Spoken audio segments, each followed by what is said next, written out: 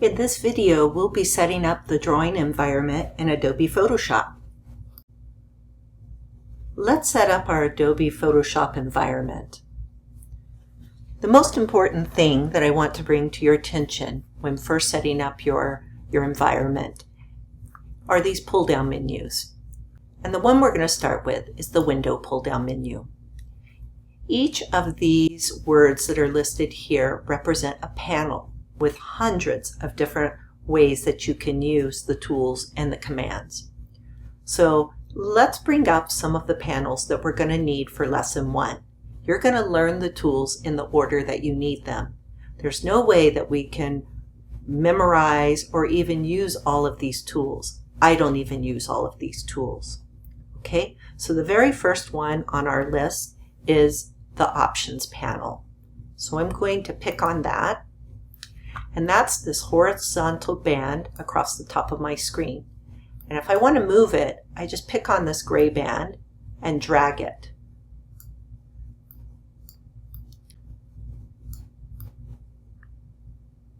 Whenever you drag and drop a panel or a toolbar, when it begins to be docked, you'll see a little blue band. Let up on your mouse. So if you want to move it, pick on the gray band, hold your mouse down, and drag it down. If you want to dock it, pick on the gray band and drag it slowly up until you see the blue band, and then let your finger off the mouse. What's important about the options panel, and I never ever render without it, is that this is a dynamic band that changes depending on what tool or panel is active at the time. It's super important. So let's go back to the window pull down menu and we'll deploy our main tool set here. Many professional illustrators or photographers prefer to pick on this double arrow and have one long line of icons. I don't like to do this.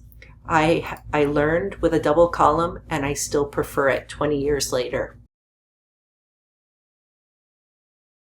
Now on the main toolbar, if you hover over an icon, Photoshop will identify what it is for you. In parentheses, it will also tell you what the shortcut key command is. Once you start learning how you can operate in Photoshop, you will know what tools you want to select in advance. You will become quicker and quicker, and that will necessitate that you use the keyboard commands. More on that later. Let's go to the window pull-down menu and select the history.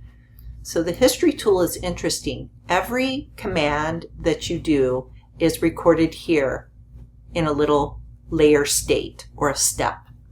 And if you make a mistake, you simply just go back one in your history layer or your history step, and it will undo it.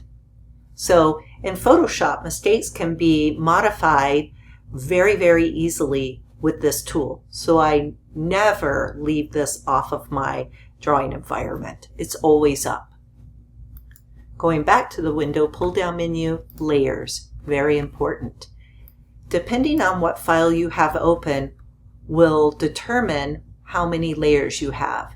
You always at least have one background layer. In this first lesson, lesson 1, we have a reference photograph here and it's on its own layer. And we have the background layer here.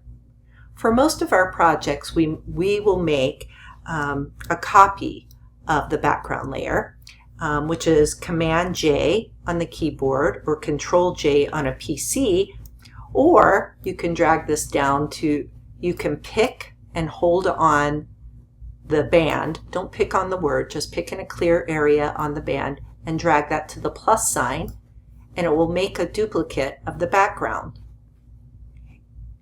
Then I usually turn the regular background off. This is my little insurance in case something goes wrong when I'm rendering this one. I can start over with this background.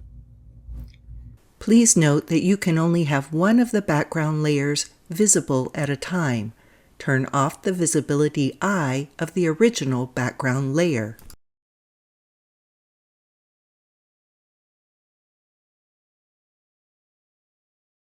Okay, let's go back to the pull-down menu and we will look at Navigator. Now, most people prefer to use the zoom tool, but some beginners like to use the Navigator. So what the Navigator does is just zoom in or zoom out. Zoom in or out. Now let's say we zoom really close in on a spot, but we want to be closer to the top of the chair. You can move this little rectangle here around in this little navigator box, and it will navigate you around your composition as well. So some beginners really love this, and until you get the hang of the zoom command, which is Z on your keyboard, it's also this little magnifying icon, you might want to use the Navigator. And works is, if you look up on your options panel, I have the magnifying glass deployed, which is the zoom tool. I have the option of starting with magnifying or zooming out. So if I pick and hold down on my mouse, pick and drag away from me, pick, hold it down and drag away from me, I can get very close. And you can see that this raster image is made up of pixels, these beautiful square pixels. Now, at any time, I could just switch the icon to the demagnify and pick on my screen. Pick, pick, pick, pick with my mouse. Pick. I'm not dragging, I'm just picking. It doesn't really matter which one is the current tool that's depressed. If I want to magnify, I just pick and drag away from me. If I want to demagnify, I can hold down the option button. See how it changes from a plus to a minus on the little magnifier, and pick on the fly. Now it's options key on a Mac and it is the alt key on a PC. All right, so that's how the magnifying glass works. The other thing that you want to really be careful of is that your workspace is set to essentials. We don't typically use these other rendering environments. You would specifically go to those if you needed them. So in other words, you just want to stay in essentials. All right, so for tool 1, for lesson 1, this is all you're going to need. Layers, history, you may want the navigator tool, and you'll need options, and you'll need your main toolbar. Let's get started. You are now ready to go on to the first project.